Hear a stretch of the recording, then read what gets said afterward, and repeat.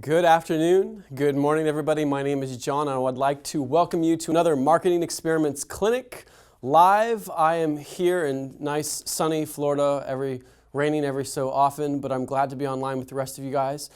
Today we're going to talk a little bit about personalized messaging, specifically how little changes to an email actually led to a 380% change in response rate. And with me today, I have a very special guest. I'd like to introduce Tim Kachuriak. This is Tim. For those of you watching the video play later, you could see how hip and awesome he looks. He's more than just that. He's actually the Chief Innovation and Optimization Officer at NextAfter. And for those of you who are on this clinic, before I'm going to ask Tim a little bit more about himself and about his role. But real quick, if you're new to our webinars or if you're new to our clinics, I just want to let you know this is a very interactive clinic. We've got a couple of ways for you to interact with us. Number one, you've got your go-to meeting, go-to webinar functionality, the Q&A functionality. Just use that and you'll be able to communicate with us. We're actually watching the screen right now, looking for any comments and or questions that you might have. And then finally, we have Twitter. Here you have our hashtag webclinic. We'll be monitoring that as well, and we'll be looking for your questions and comments. But let's go back to Tim. Tim, welcome, first of all, welcome back to the clinic. We're really glad to have you here. Tim actually traveled from Seattle. We stole him away from a family vacation. Yeah. Well, it's great to be here, and it was a long trip, but happy to be able to participate in today's clinic. So, Tim, tell us a little, for the rest of the people that are on the clinic, tell us a little bit about yourself and about NextAfter, and what is it that you guys focus on? Yeah, I mean, we really are truly obsessed with trying to understand, why do people give? Like, why do they give to causes that really stir their passions? And it's caused us to really, follow in your footsteps and take some of the scientific methodology that you guys have created, and we're building on top of that, and we're really trying to unlock ways to really enable people to give more to causes that they care deeply and truly about. And it's kind of interesting. I attended my first MECLABS summit. It was probably 6 or 7 years ago, and this is when they're a little bit smaller than they are today. Right. And it was here in Florida, actually. It was in Miami. And I remember after the first 15 minutes of the summit, I was like, this is like the coolest thing I ever think. Like the first thing that I took away was like, it stirred this kind of inner geek inside of me with all like the science and the heuristics and all the cool, methodologies. I was like, well, that's kind of cool. But then something occurred to me. And I said, man, if I could figure out a way, because I work exclusively with nonprofit organizations, if I could figure out a way to do at least a small portion of what you guys are doing with some of these large marketing organizations, we could make a significant difference in our industry, and that could perhaps make a difference in our world. So that's why we're kind of obsessed with this idea of trying to unlock more ways for people to give by using the web as that living laboratory. Right. And so what you guys don't know is Tim actually has a library of experiments. And his library it's fairly extensive. You've got some really cool stuff. And in fact, the first thing that we're going to do today is we're going to look at one of Tim's very own tests. Great. So without further ado, Tim, tell us a little bit about this test. Sure. So this is an experiment we did with one of our research partners, the Heritage Foundation. They are a think tank in Washington, D.C. So these are people that have very, very smart, they're PhDs, and they do all kinds of policy research, and they educate both the people that work in governments and on Capitol Hill, but also just the general kind of population of folks. And so as part of their fundraising campaign at the end of year cycle, and if you're not familiar with nonprofit organizations, most nonprofits raise most of their money in the last quarter of the year, and actually most of that even occurs in the month of December. So this was as part of an end of year email campaign. There's probably about 11 or 12 emails in the series. And we wanted to run an experiment to try and understand what's the best tone, what's the best way to be able to engage people with opportunities to give to support the cause. Right. And so the first email that you see on the screen here, this is the one approach where we kind of were using a principle that you've taught us of continuity, right? So we wanted to use an email that was consistent with what they would probably expect. Most of the communications, both through direct mail and through other sources, including online, is from Jim DeMint, who is the president of the Heritage Foundation. And it usually kind of lays out a formal appeal for support. So we wanted to take that, we wanted to test that against another concept And this other concept was sent from a different sender. So this is not the president of the organization. This is probably a lesser known person who works more with their membership folks named Christy Fogarty. And in this particular email, we're trying to actually really get to something, that kind of unifies this concept of clarity and simplicity. We wanted to very clearly communicate why people should give and kind of take a little bit slightly less formal tone. Right. And so that's what we did. So let's take a look at these two. Audience, I'd like to get you to kind of dial in here real quick. Which one do you guys think will produce the greatest response? So I'm actually watching the screen. Let me hear from you guys. What do you guys think? Version A, which is kind of the more formal tone, we've got the founder involved, a more known name. Or we've got version B, a slightly lesser known name, a little bit shorter, definitely a different approach. What do you guys think? So we've got a lot of version Bs. I've seen a lot of Bs. I see some As. Dustin says A. Kristen says A. Okay. Christina says A. But then we've got a number of Bs. Julia just said B. Natasha is B. Right. Very interesting. So let's go ahead and pull those back up, guys. Okay. B. Right. A. Okay. B. Excellent. So do you guys want to know the results? We're not going to make you come back to another clinic. We've got the results right here. Here are the results. Yes, so treatment B, sent from the less well-known person at the Heritage Foundation, produced a 380% increase in revenue, which was pretty significant. And not only was that an increase in revenue, but it increased conversion and average gift, two of the key metrics that lead to revenue. It's pretty interesting. So we're going to actually unpack that today, aren't we, John? Yes, and that's a funny thing, because when I look at this test, the first thing I see is, okay, you've got a really well-known guy, right, who maybe could pull some weight, and then you've got somebody that's really relatively unknown, and you're kind of pitting them up against each other, and it seems, oh yeah, totally, I would go with the person that's not known as much. But it actually kind of reminded me of an experiment that we oversaw here. Let me share this with you guys.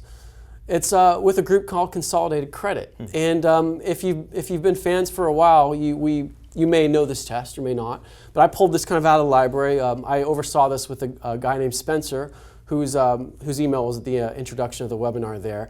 And we were trying to generate more leads on the homepage. That was the goal. And we wanted to do a very simple image test. Here's one version, okay? So here's your lesser known person, kind of like similar, not exactly, but similar to what version B was in your treatment. And then we pitted that against the founder of the company. And we wanted to see who would pull in the greatest amount of leads, the number of clicks there right on that orange button. And the result was the founder. Interesting. Right? It's kind of the opposite of what we saw with our email test. Right. So now that we've got those two kind of case studies pitted up against each other, I want to ask the audience here, what do you guys think these two case studies have in common? Do you see anything in common with this? I mean, what would you guys estimate? This is kind of a hard one, but I want to give you a chance. Audience, what do you think? If there's anything in common with these two, what do you think the two think? What do you think it is? Jamie says they're more personal. Mike says emotion. Okay. Dominic says authenticity. Okay. Right? Friendly says Andy. Kelly says clear call to action. Okay. Well, guys, these aren't bad, actually. This is some good thinking, right? And Rebecca, in both cases, they made a personal connection which prompted them to give. Okay. So you guys are all kind of hitting on something, and the most difficult thing about what I'm seeing in common here is that it's really hard to find an exact word for it. I don't know if the English language does justice. So I'm going to attempt at a word. But you English majors, give me some forgiveness here. The main thing that I see in common with these two is that they both represent what I would call the right amount of humanization in each situation. And what I mean by that, you can almost say personification.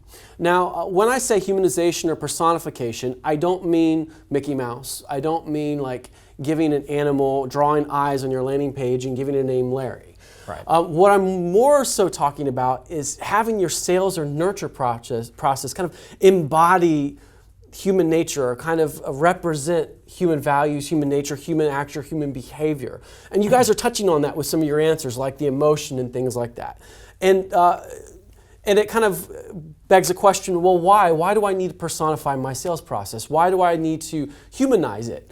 Well, a great quote from Flint. He couldn't be here today, but from one of his book, The Marketer's Philosopher, he makes a great reflection on the idea that the funnel doesn't occur physically. It's not a physical construct. It's a mental one, right? We're not optimizing pages, we're optimizing thought sequences. We're not optimizing emails, we're not optimizing thought sequences. And ultimately, because we believe that people buy from people, not websites, right? And so when you take this concept and you think about all of your marketing, all of your collateral in this way, it makes you question the way in which you're doing it, and it makes you wonder, is my process in its current state at these different points really kind of portraying that human connection, relationship building as well as it could be? It's interesting, yeah. And so what we want to do today, and what Tim hinted at is this, is we want to break that down.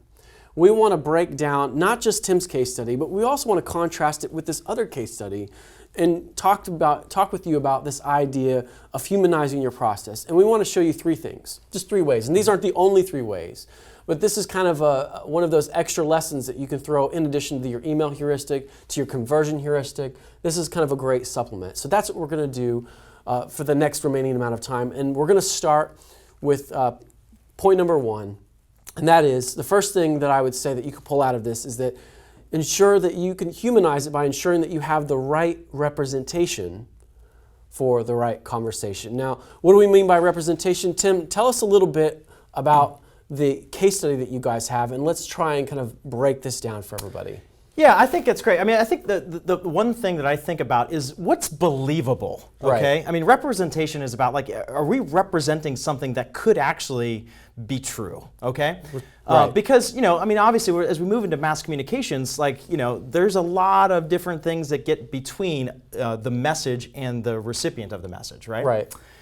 So is it believable that they're going to get an email from, you know, the right honorable, you know, Jim DeMint, who is a former senator and president of, like, the largest think tank in the country? I mean, is that believable? I mean, does that make sense? Do you think that would be true? Right. I mean, I don't know. So that was kind of one of the things where we're like, well, maybe we need to test that. Right. Whereas, is it more believable, perhaps, to get an email from Christy Fogarty, Director of Membership Programs at the Heritage Foundation? Well, it seems a little bit more believable. Right, and the real issue here is it's the medium too, right? Because in email, what do we expect? In email, we're actually looking for those personal messages. That's right. In fact, I start out my day, every day in email with my finger on the delete key. And if it doesn't look like it's from somebody that I know or from somebody that I feel like I need to respond to, I just twitch and it's gone, right? So, especially for email, yes, that is the case. In fact, we'll go back one slide, because I want to point out one other point here that's very interesting about these two emails. I want to point out the absolute just dynamicism of the design that you see here. Oh, I mean, this is like literally, beautiful. we were considering sending these emails like for Addy Awards. I mean, totally. it literally, it's just so compelling.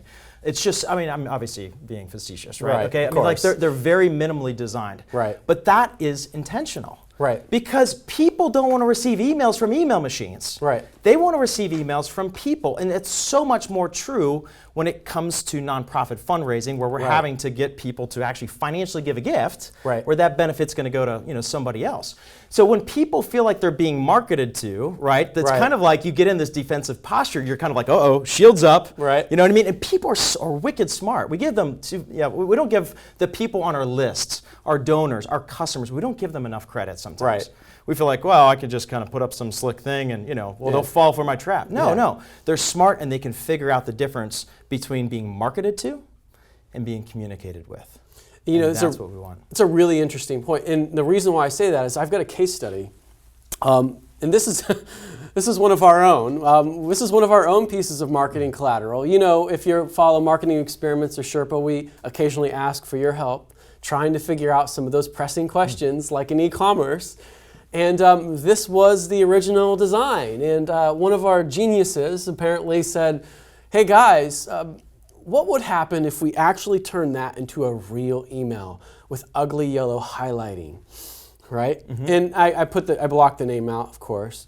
But this was it. This was literally it. So they stripped all the images, stripped all the design and the beauty out of it. And this is what happened. a significant difference, not just in clicks, but also in completions. People want to get emails from people, not from email machines. Right? Not from email machines. It's very straightforward. And now let's think about, though, the homepage. Now, what about the homepage? In this case, the founder actually won. Well, think about it. Think about this. If you're just getting to know somebody, right, you're not going to be so incredibly personal with them. You're not necessarily going to connect as easy with somebody, especially if you don't know them as much. But if there's something that can bring up if there's somebody that you already somewhat know, that you have a somewhat familiar connection with, then you're more likely to maybe feel comfortable to engage or at least start a conversation. What most of you don't know is that, especially for the large audience that these guys attract, Howard over there is actually, he was on Fox a lot as one of their regular advisors. He was on TV a lot, and especially with the group that they were kind of targeting on. So they knew who Howard was. They knew that, hey, it's Howie, we know who Howard is. He speaks very intelligently about finance. He doesn't plug Consolidated Credit, at least from what I know, on there. But now, for the first time, they can make that connection. Interesting. So if you think about it, it's a difference between, I guess, if you're trying to, I hate to use this, but if you're trying to get a date, you don't show up in your PJs, right? No, I mean, there's a way that you have. You may. Yeah, I don't know. There's a way that you got to start that conversation. There's a way that you have to start the relationship, and that's what I'm talking about, humanizing it. I mean, aligning it with human nature, aligning it with human behavior, aligning it with human tendencies for the subliminal. Well, John, can I make one other point? Yes. It was a couple slides ago where you showed the other treatment version where it had like a young woman on there. Right. And this is actually a point. It was actually one of the summits I attended. There was a guy, David Meerman Scott, and he had this like whole kind of bit where he said like, why do we use stock photography? Is that like not the dead giveaway that you just went to Getty and downloaded some picture of some smiling person with a headset on? I mean, like, have you ever been to a call center?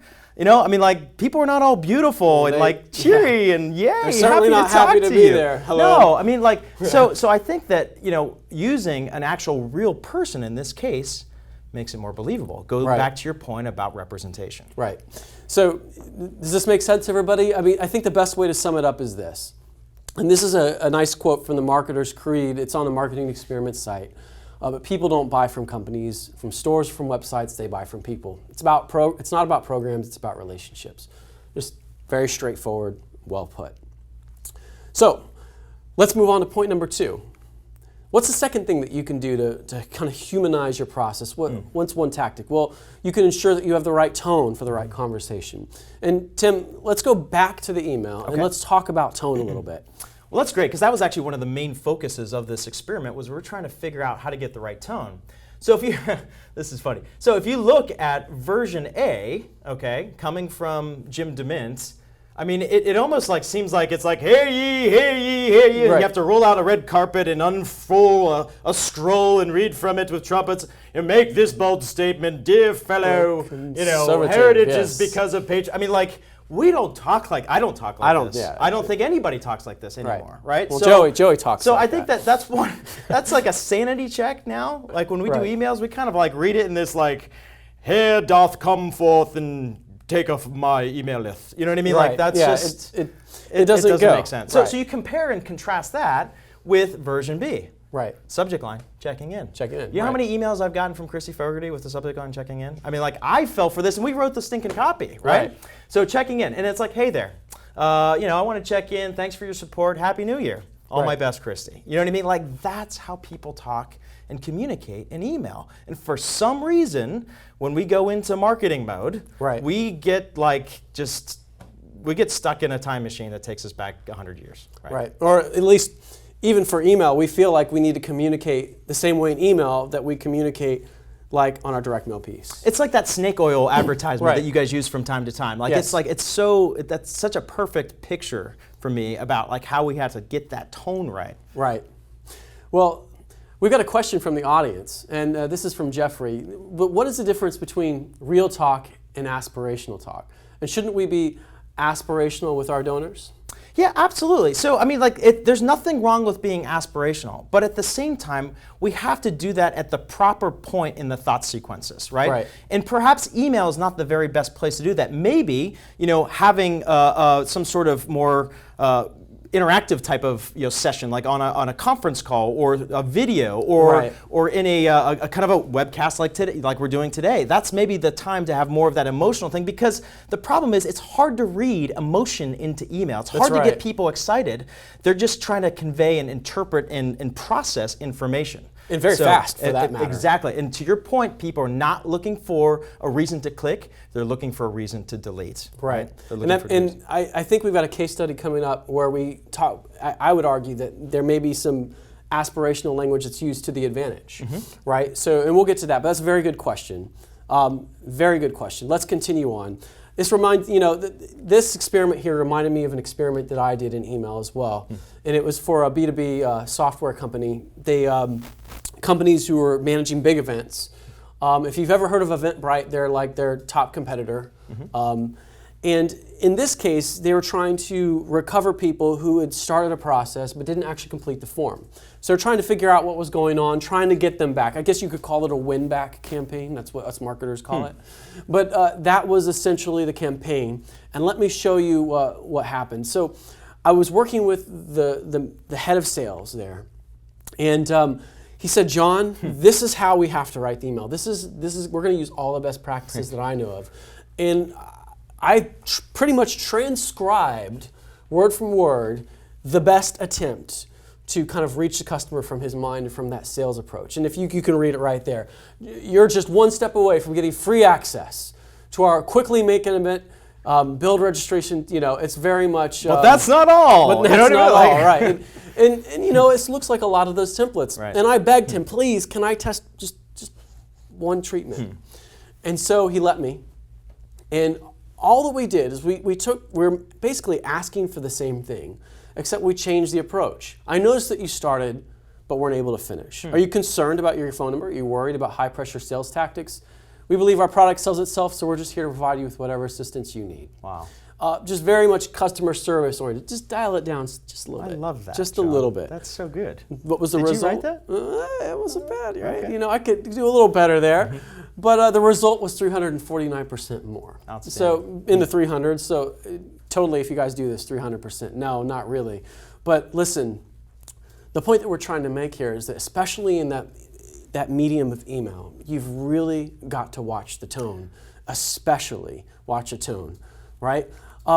It really comes down to this, we believe that brand is just reputation, marketing is just conversation, and buying is an act of trust. And the first thing that people look at, other than what we talked about in the first point, is they're looking at that tone, and they're looking for reasons not to believe in your email. They're looking for reasons to delete you, and tone is one dead giveaway. They're like, I'm trying to be sold. I don't trust you. Can I make an unscripted point? Yes. Because it's something you said I think is really very, very critically important. You mentioned best practices. Right. And I know that you battle this all the time, as we do, right? And Flint has a very interesting way of explaining what he thinks best practices. It's what? It's pooled ignorance. Which I said that once, and literally some girl almost threw a shoe at me at a conference. Right. So I was like, okay, best practice. I was like, so it's a good serving suggestion. It's a good starting point. Right. But it's not the end destination. Right. That's the place maybe where you start, but you have to find ways to kind of break through those best practices, right? Right. Because, Einstein says that, the definition of insanity is doing the same thing over and over again and expecting different results, which is true,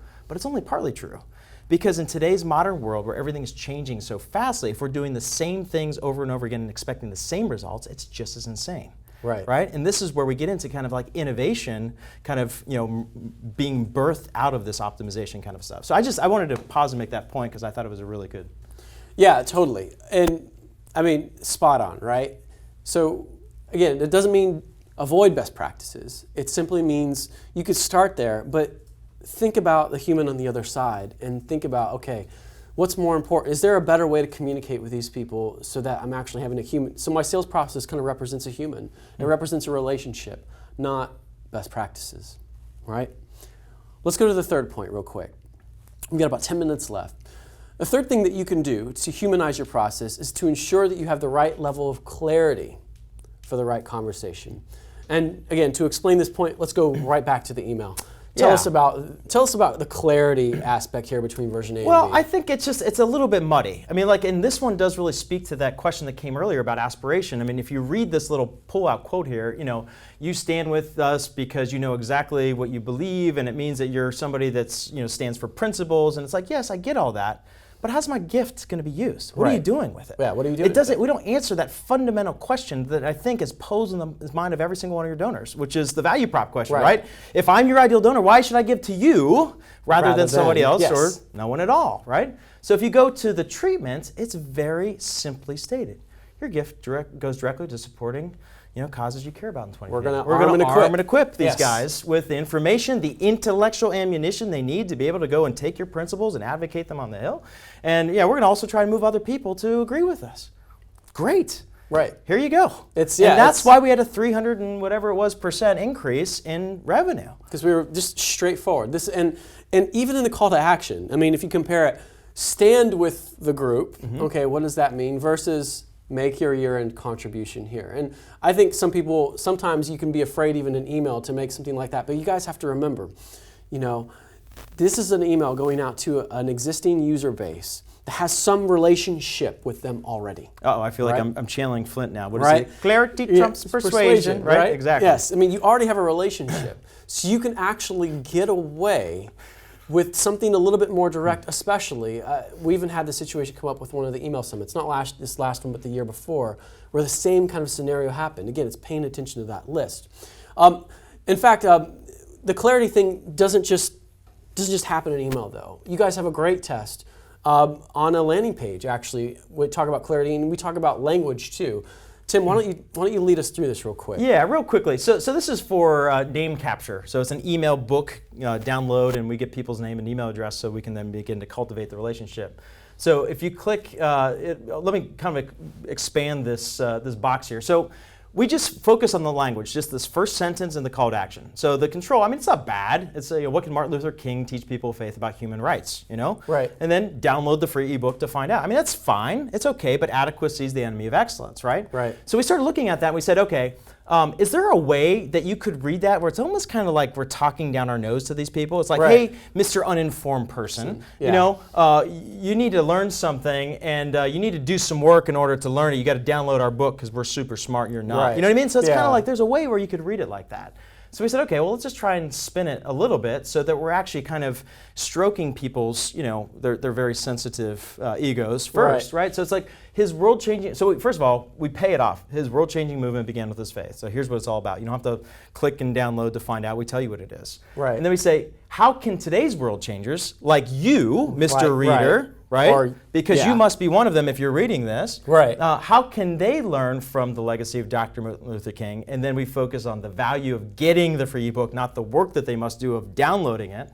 So not a dramatically different change, but those changes actually made a significant difference. And I think the difference was about 137%, there is 133.7% increase in names that were acquired through this ebook. So very simply just changing the words, helping them understand, helping them to connect essentially what they're about to get, with what they know. I mean, and that's very much kind of what you're doing. It's bringing clarity to the situation.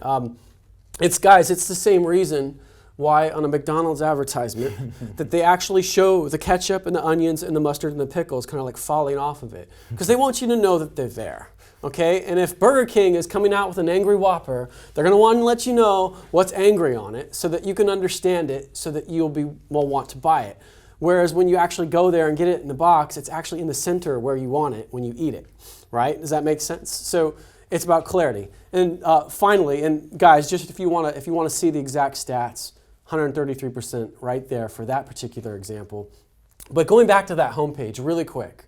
Again, these people could have been watching Howard all this time and not known that he is the one that started this thing. And if they already know him and already trust him, then why wouldn't you put him there? That's clarity. Yes, let's be clear that he started the company. Let's be clear that he's associated with this company. Let's be clear that the values that he stands for are probably imbued within this organization. That's kind of the impression that you want to leave at the beginning. So again, this is another form of clarity. It's very much like that. You just want to make sure you know or at least they know that something is there that they value. And that's really kind of what we've done. How would we sum this up? We said it a number of times, but you can read it right there on the screen. Another kind of quote from the Creed, Article 3, clarity trumps persuasion. So, guys, has this been helpful so far, audience? Has this been helpful? Is this kind of a good pace? I just want to check in with you real quick. Let me know that you're alive. I'm watching the screen. Okay, good. They're alive. We didn't lose them, Tim. Good. So Spencer says hello. Thanks, Spencer. He's part of it too. Let's go to a summary. Okay. Listen, guys. Very simple. People don't buy from companies, stores, or websites. They buy from people.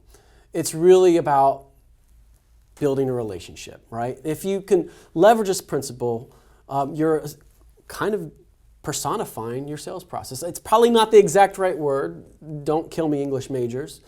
But the concept really makes sense, right? And 3 things that you can do to kind of start that process: pay attention to the representation that you have and where it's at. Pay attention to the tone, okay? Tone is incredibly important.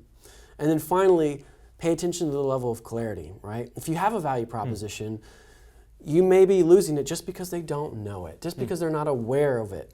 And just simple changes like the one Tim showed could result in a significant increase in response. And with that, before we go into live optimization, because we want to actually look at your pages, Tim, you're actually experimenting with something. Yeah, this a little bit of fun. This is kind of a new thing. So we want to test your marketing intuition, as Flint would say. So we've created this little thing on our website called This versus That. Right. So we pull every week a different case study from our library, and we just show you the control and the treatment. We give you the background and the research question, and then it's up to you, right, Mr. Marketer / fundraiser, to vote for which one you think won. And then afterwards, you get to see the full case study and all the fun stuff. So if you guys want to go check that out, that'd be great. I'd love to get some feedback on that, actually, because this is kind of a new thing, an experiment that we're actually doing ourselves. Right. So thanks for allowing us to share with that. Guys, with folks. You know what Tim works on. You know what NextAfter is focused on. So if you're really interested in that specific focus, that's kind of a place to go and check it out. Without further ado, let's actually look at some pages, guys. By the way, we'll have this up at the end if you stay with us, but we've got complimentary appointments. Spencer at MECLABS, just send him an email. He'll do you right. He'll get you with the good guy. Wicked genius. Wicked genius. Yes, we work together for many partnerships. Let's get to the first page. All right, this is Advantage Route Systems. This looks like an email. So is everybody going to be kind of chiming in and helping us? Absolutely. Oh, cool. Okay, great. Awesome. So guys, audience, check this out, guys and ladies, right? We've got an email here, and it looks like it needs some help. This is for a B2B audience. Their purpose is lead gen. They ultimately want people to click and then to probably fill out some form or sign up for some demo. And maybe it doesn't have to be a demo. Maybe it's just to start and cultivate that relationship, as Tim was talking about. Let me hear from you guys real quick. What would you guys do? Okay, what would you do differently? Right? What would you start to change? And while you're working on that, Tim, let me ask you, what is one thing that they're doing that's probably helping them, but then what's 1 or 2 things that they should probably focus on first if they want to see an increase in response? I'll tell you what I like about this. It's actually kind of shaped almost like a letter. Like it's almost shaped like it's an email to a person. Hi there. I like the casual opening. What confuses me a little bit is it kind of mixes metaphors a little bit. It's got like this more informal kind of letter type feel, but then also it's got these graphics and images and stuff that is a dead giveaway that it's not from a real person. So one idea would be maybe make it look more like those Heritage Foundation emails, where it looks like it's just like coming. I call it like the Outlook-based version, where it looks like it actually came from a human being. So that's one thought. So get rid of the logos, basically. Maybe even consider the images. You may yay or nay maybe on the button. You may be able to get away with that, but definitely use that format to your advantage. Make it pure, and then focus on the content. Do you see this? Look at the second one. Why are they pushing a negative that they tested and that there is nothing wrong with their software? Yes, very good. That's a very, very astute observation. If you're listening to Advantage Route Systems, I think that's a very good point. I have to admit, Tim and I did get a chance to look at this just prior to coming on, and we had the same thought, which is why do you hope to generate a lead by first telling me that you tested and you didn't find any problems? So it's okay. Yeah. You can have a demo now, right? Right. It's understood that everything should be ready. What we recommend instead is maybe spin it differently. You know, Tim, you had a really good version when we talked before. It was kind of like... Well, yeah, I mean, I don't want something that, we did some basic testing and it seems to be okay. I want like assurance that we've done an exhaustive audit of this sucker, right. And it's good to go. You know what I mean? Here's what we found out, right. Right, I mean, like that, I guess that's, just think about that. And look, this is not to be critical. I mean, the whole purpose of this exercise is like everybody needs outsider perspective, right? And like sometimes we get in our little kind of marketing silos, and that's all we can think about. And so, take all this in the spirit of love, right, and help, right? Okay. So definitely work on your substance. You've got a good start with your form, but work on the substance. Think about what you're focusing on, and request a demo might be a little premature. You might want to invite them in first on the interest of some content, and then lead them learn to more, a demo. or download this this white paper of some of the findings from our exhaustive audit of the software system. Right. So that could be interesting, but consider your audience, right? And a couple other things from the audience. Too many sentences start with we. Very good. Put the reason why they should continue reading up front. Very good. Awesome. So all of those are very good. So take that, guys. We're out of time, but do you mind if we do one more? Would you like to do one more? Just one more. One more? Hang around with us. If you have to go. I'm staying the night, so we can do this all night. All right, as we far can as do, I'm yeah. concerned. So let's do one more, guys. All right, we've got an e-commerce site, guys, entirely pets. So this is must be an e-commerce site for pets. Guys, I think I'm going to go straight to the audience in this one first. What do you guys think? Too busy, says Frank. What else? What else? Frank is fast, all right? Rest of you guys are taking a long time, You're welcome, Frank. Too many colors, thanks, Jamie. She gets a number 2. 46 options, says Mike. Yes, 46. Too many calls to action, says Not Sam. getting any emotion. Interesting. Oh, right. Yep. Dominic, that's a good point. Very good. What are those closeout options? Yes. Melissa is just annoyed. Well, the offers, closeout deals. Well, what are they? Right. Tell me what they are. I mean, like down at the bottom, we were looking at this earlier. It's like sale price, but there's no like what the actual price used to be. So I have no context for if that's a good deal or not. Right. I mean, think about it this way. So if you're entirely pets on the line, this is all great feedback, but the thing that I would... Did you say on the line? Yes, okay. On the line, yeah. It's on the line. It's on the line. You take those pictures, you put them out there on the line. On the line, yeah. If you're here listening to us right now, one thing that you would want to pay attention to, the question, the looming elephant in the room, is why should I even stay on this site rather than go to Petco or 1-800-PET-MEDS if you sell medicine, or one of these other established brands that's in my neighborhood that's also online. Key differentiator. Why you and not someone else? So it's the value proposition. If I am your ideal customer, why should I choose you rather than... And listen, if I'm a customer, and I hate to say this, but the customer is looking at you and judging you right there. I mean, they're judging the book by its cover. You have to give yourself a fair shot. And the only way you're going to give yourself a fair shot is if you make space on this page, specifically in that iPath, in the primary iPath, that gives them a reason to stay. This is why our shop is worth staying at. This is why our products are worth browsing. And you want to be direct with it. You put a headline and a subheadline, and maybe a little bit of text, maybe under that banner, right above the banner, but make it very clear of why you're different, unless the prices are so good that it's clear enough. Here's a couple really good ones. Real pet photos would really pull you in. People really love cats and dogs, so show a picture of one. Right. I thought that's actually those are two really good practical things that could be done to this page. Right. I mean, we've got cartoon cats and dogs up there. I can never get a pair of sunglasses on my corgi.